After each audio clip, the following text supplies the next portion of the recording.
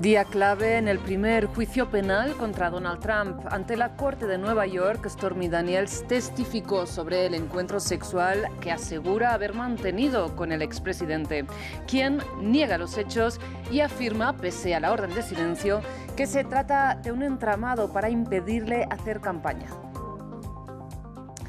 La migración en el continente americano debe ser humana y segura. Estas fueron las conclusiones de la cumbre celebrada en Guatemala para abordar un panorama en que, ante la falta de vías legales, las personas ponen en riesgo sus vidas para migrar.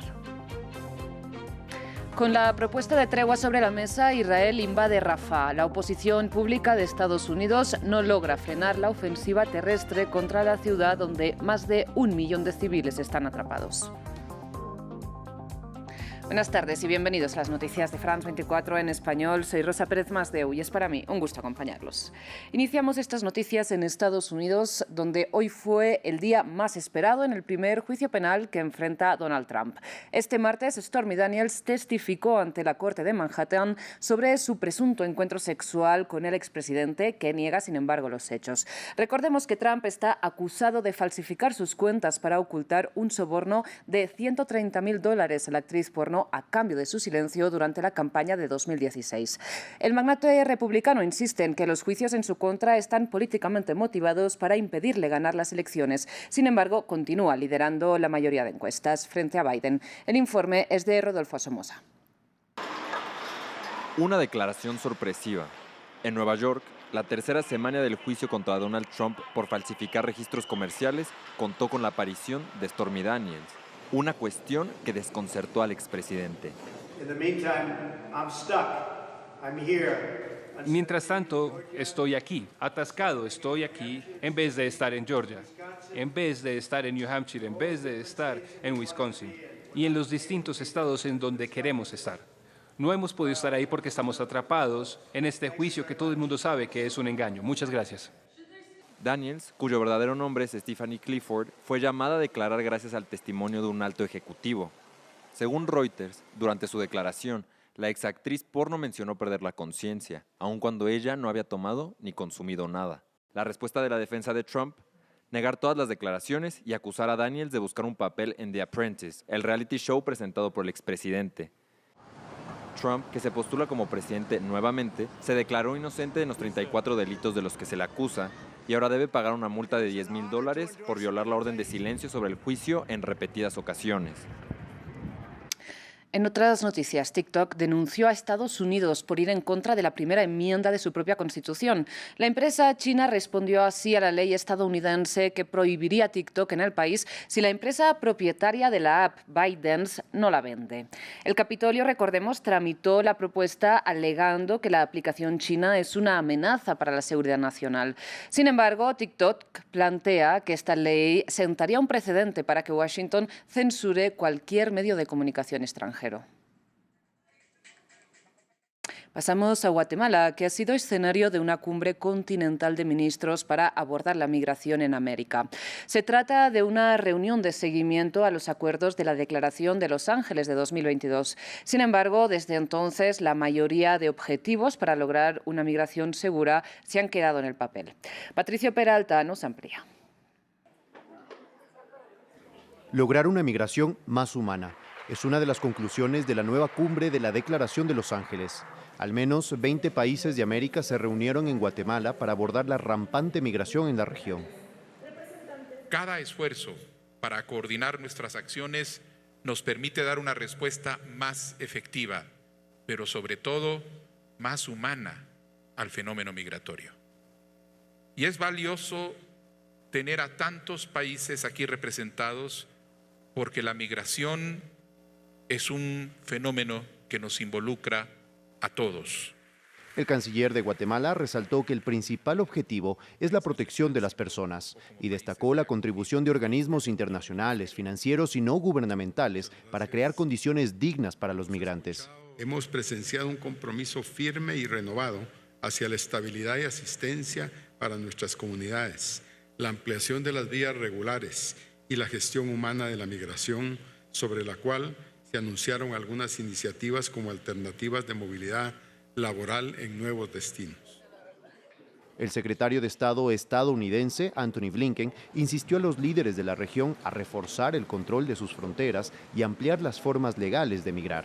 Además, mencionó la importancia de trabajar en conjunto para el control de la migración y reducir el número de personas en tránsito irregular.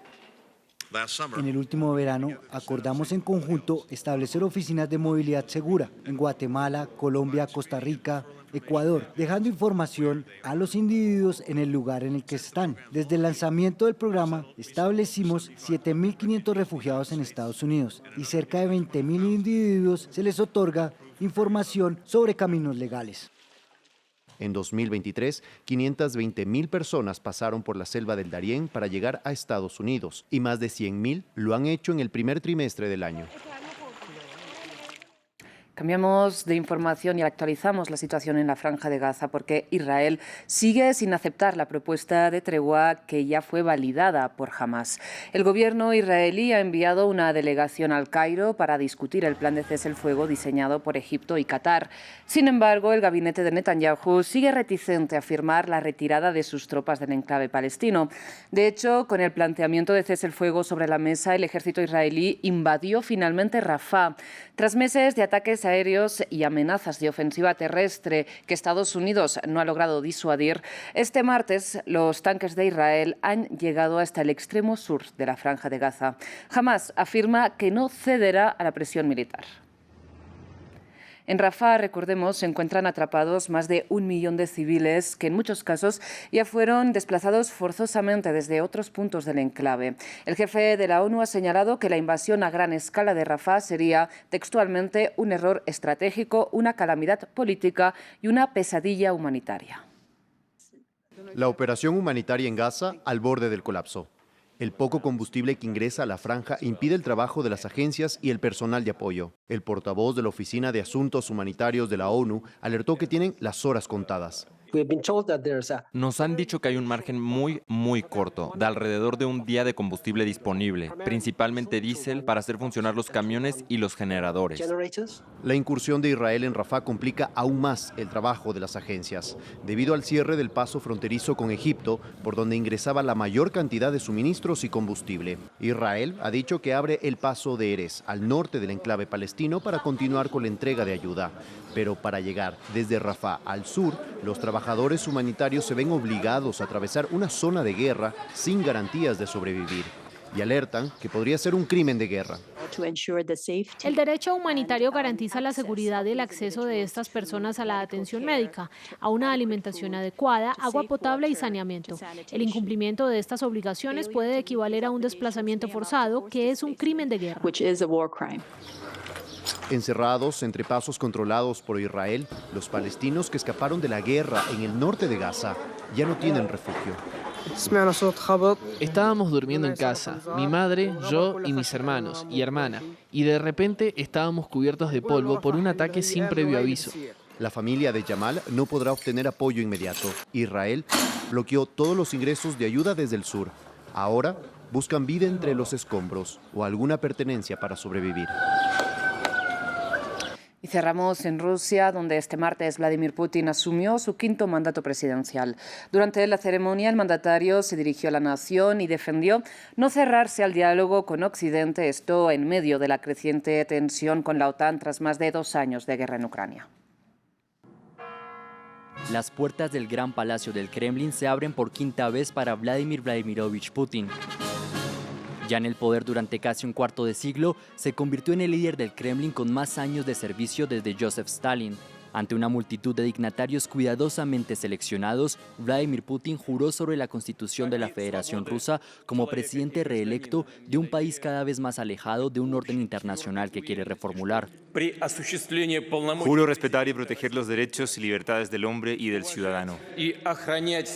Derechos y libertades restringidos para la oposición y la prensa, según el Alto Comisionado de la ONU para los Derechos Humanos.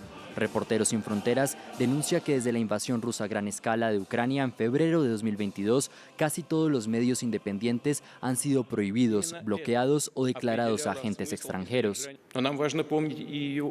Es importante para nosotros recordar y aprender las lecciones de la historia. No olvidamos el trágico costo de la agitación y las conmociones internas. Pero Putin no solo quiere asegurar el control interno, también más allá de sus fronteras. No rechazamos el diálogo con los países occidentales. La elección es de ellos. Si tienen la intención de continuar tratando de frenar el desarrollo de Rusia, continuar con una política de agresión, presión continua sobre nuestro país durante años o buscar un camino hacia la cooperación y la paz.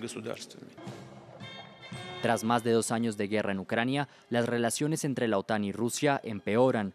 Francia, Reino Unido, Dinamarca y Alemania son los flancos más recientes que desafían a Putin. El presidente ruso impone su arquitectura del poder político, cultural y religioso. Como aquí en la Iglesia Ortodoxa rusa, su líder, el patriarca Kirill, ha sido un gran defensor de la invasión a Ucrania. Hasta aquí las noticias, ya regresamos.